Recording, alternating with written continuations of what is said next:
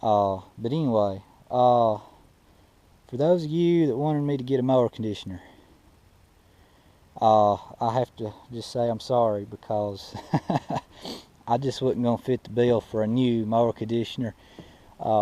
Even some of the used ones that I had seen were still a whole lot more money than the cost of this mower. And like I said, there's just not many people around here that run them. For my size operation, this will be more than fine, more than plenty. You know, for somebody that was doing a full-time farm, much larger hay operation, I could see the need. But you know, this right here is probably even more than I really need myself. But it fit the bill, and I was able to get it for what I think is a pretty good price. Again, this came from Bannister, and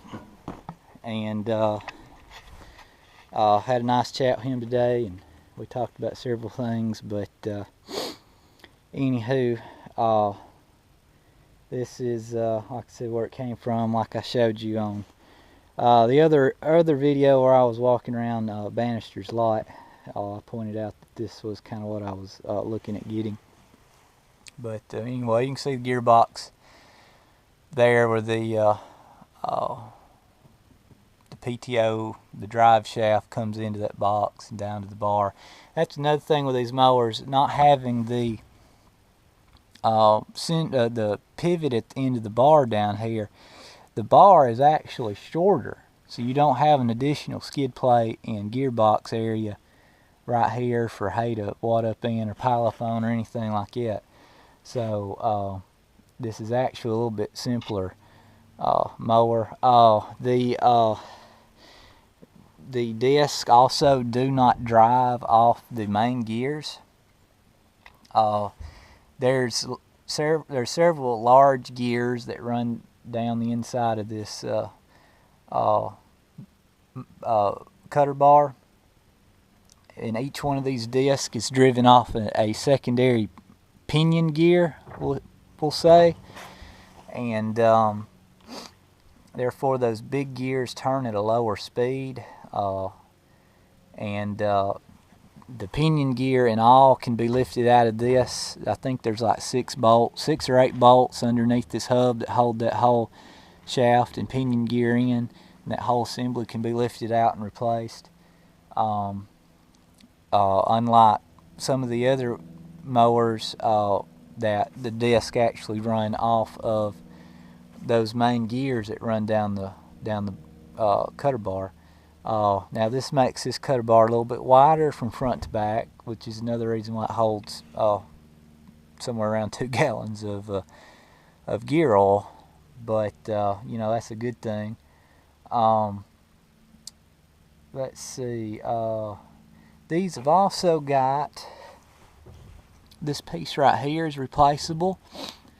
I know a lot of you on the Krones, even my Vicon, we've had to do it a couple times. When you just have this bolt here that holds on the blade, over time this area gets wore down, and you'll actually start wearing your bolt and the nut to the point where you about can't remove it, and you have to go in and weld that area back up. They've actually got this piece where it's replaceable now, so once this starts to wear to where you start having trouble with it wearing on these bolts, you can actually remove this piece and put a new one in without having to go in here and weld around all that. So that was another reason I like this design compared to the Vicon. Like I said, I like the Vicons. I like how they cut, but just talking to everybody and what everybody was telling me, and I've had phone calls with people and emails and Facebook messages and all kind of stuff, and every one of them, Krone was at the top of the list, just about. So that's why I looked at them in detail, and I decided I would try one. This mower did cost me a little bit more than the Vicon. The new Vicon would have cost me. Parts for this mower will probably cost a little bit more than the Vicon. However, there's fewer discs, there's fewer blades, there's fewer components here compared to the 8-disc Vicon that's the equivalent width, cutting width, that I'd have to purchase. So my thoughts on that is that even if the blades and things are a little bit higher, the fact that there's less on this mower, that will kind of weigh out for me. And also, I like the direct drive system here. I hope I'm going to like that. You know, no belts to deal with, although I've always viewed the belts as kind of a safety system. You know, they can slip in case, you know, something happens. Of course, this does have a slip clutch on it, but you know, so I'm a little, you know, curious as to how well that's going to work out. But it's a big heavy duty mower, and like I said, it's a different design with the center pivot, center hung up there. If I showed up under here, but there's a big brace that runs all the way down that center pivot hangs off of up there. So basically, that center pivot's right up there and connects to that frame and runs down over to your gearbox and then down to your cutter bar. There is the option of a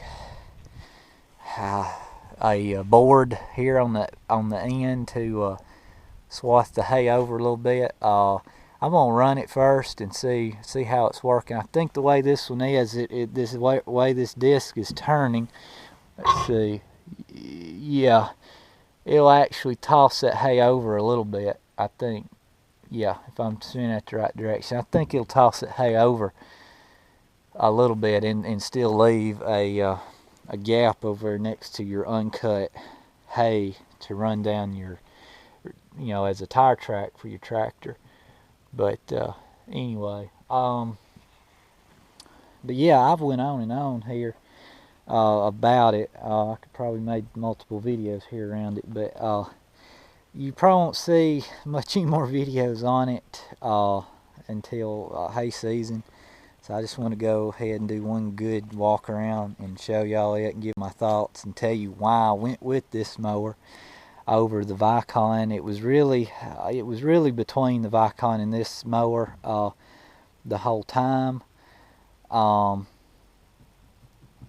And like I said, I always said I'd get another Vicon, but enough of you came out of the woodwork and told me things and was pointing me this direction enough that I decided I would try one. So I am, like I said at the beginning of the video, on the Krone bandwagon now. I did run my strap through the cover here for transport, but you can see the skid plate back here, how wide it is. Now I'm gonna be honest, I think the Vicon skids are a little thicker than this, and we did look at these skids in the store, you know, some parts of these mowers. So I got to hold one of these skids up next to like the ones for Vermeer and Kuhn, and even the ones that go under the AM series Krone. But this was the biggest, widest skid plate he had, and again, they just bolt on. Very simple. Of course, the Vicon's the same way, but I do believe the Vicon skids may be a little bit heavier in weight, or a little bit thicker, because I've replaced all of them on my Vicon over time, and I kind of got that impression. But again, these are very wide. They're much wider, you know, coming all the way to the back here, than, because the Vicons just come back to a point here, and this is a full width nearly. So anyway, I've went on and on. Y'all have seen it. If you've made it this far in the video, I appreciate you watching. I'm gonna get this thing unstrapped. Well, I'm actually gonna pull it up to another place here and then unstrap it, and then I'm gonna see about getting it off and what I'm gonna do with it. But this is it. Krone EC280. And the other model, the 10 foot is an EC Cut 320. It's a little over a 10 foot cut. That was That was the other one I was considering. It was going to cost me a little bit more. It wouldn't. I was a little shocked that the price jump for just one more, or approximately a foot and a half extra cut and one more disc. 'Cause other than that, it was basically the same mower. But anywho, it was pushing 14 or 1500 more dollars, I think, for that model. But I don't know, some of you probably say it was worth it. But this is already bigger than what I got. My current Vicon's only 7'8", 11, 10, somewhere in there. So this will be approximately a foot more than what I've already cutting with. And I got some top spaces and different things to get into, and I was a little bit worried about getting one too long, and whatnot. So I think this was the perfect happy medium. But anyway, questions, comments below. Appreciate you guys watching. Oh man, it went 30 minutes. And I'll get some action of this thing in the field in the spring when we start cutting hay. Thanks for watching. See ya.